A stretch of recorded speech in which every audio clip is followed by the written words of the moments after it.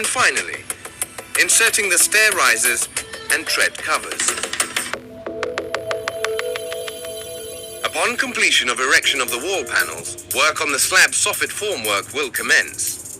The sequence of installation of the slab begins by first installing the soffit corners, followed by the soffit lengths to all areas. At this stage, the main support beam for the slab formwork needs to be assembled. This involves taking the end beam, mid beam and the prop head and linking them together using 2 beam bars and 132mm pins. When commencing installation of the slab formwork, start with a deck panel at each corner of the room and then insert the main support beams, including props. Remaining slab panels will be erected as shown. Kickers will then be located and fixed into position on top of the external walls, including positioning of kicker bolts, used as a means of anchoring the kickers to the concrete structure. While placement of the reinforcement to beams and vertical slabs, the formwork team are utilized checking the vertical alignment of the formwork and props, and also the leveling of the slab soffit. This includes positioning of door spacers, vertical soldiers that controls the alignment of the kickers, providing good alignment of the wall formwork on the next level.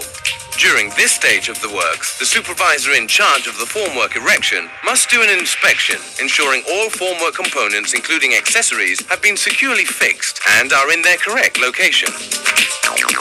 Pre-pour inspection document advises on all the necessary checks to be carried out prior to the pouring of concrete. Once these checks have been completed, verified, and also signed off, only then can placement of concrete begin.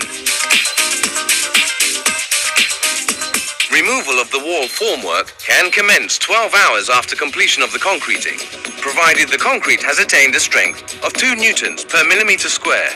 Wall panels can be removed with relative ease, using MFE's panel puller starting from one corner of the room.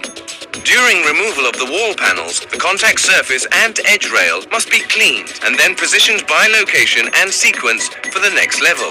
When striking the formwork components at opening areas, always ensure supporting props are not disturbed and remain in their correct position. Wall ties and sleeves must be removed from the walls within a 24-hour period. Dismantling of the slab formwork can only commence when the concrete has attained a strength of 10 newtons per millimeter square. This is normally achieved after 36 hours, depending on the grade of concrete used. MFE advises that concrete cube samples be taken from the concrete supply on the day of placement and tested to ensure the concrete has attained adequate strength prior to dismantling of the slab formwork. When striking the slab formwork, ensure none of the components free fall, causing injury to fellow workers or damage to components. During dismantling, ensure props supporting the slab are not disturbed and remain in their position. Again, contact face and edges must be cleaned immediately, then positioned by location and sequence for the next level. It's important a team of workers are identified and trained in the erection and moving of the working platform brackets. The working platform team must be provided with all the proper safety equipment. As the wall formwork is being removed, installation of the working platform brackets can commence. When installing the brackets, they must be positioned in the locations indicated on MFE drawings provided and secured using a DWDAG scaffold rod at a maximum span of 1.2 meters. As one team progresses, installing the brackets, a second team will follow behind, placing support runners and plywood decking, including the installation of safety rails and toe boards. After the concrete slab has been poured, and prior to transferring the formwork from the lower level to the new working level, the surveying team will transfer the main control points for setting out positions of the wall formwork. Survey team will then check levels of the working slab to ensure they are within specified tolerances, and special care must be given to the corners of the building to maintain the verticality of the structure, including checking of the kicker levels. Setting up the wall panels on the upper floor follows the same method as the floor below. However, the sequence changes slightly, as you have to erect the external wall formwork first, placing the panels on top of the kickers. The erection of the slab or deck panels follows the same method as the floor below. MFE supplies 2 levels of working platform brackets, and the installation of the second level follows the same procedure as the level below.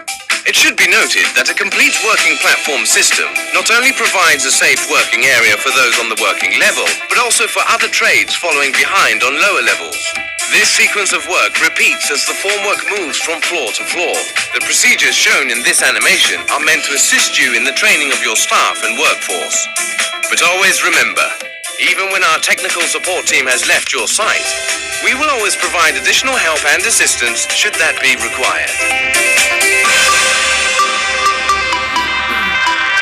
MFE Formwork, your aluminium formwork specialists in building success.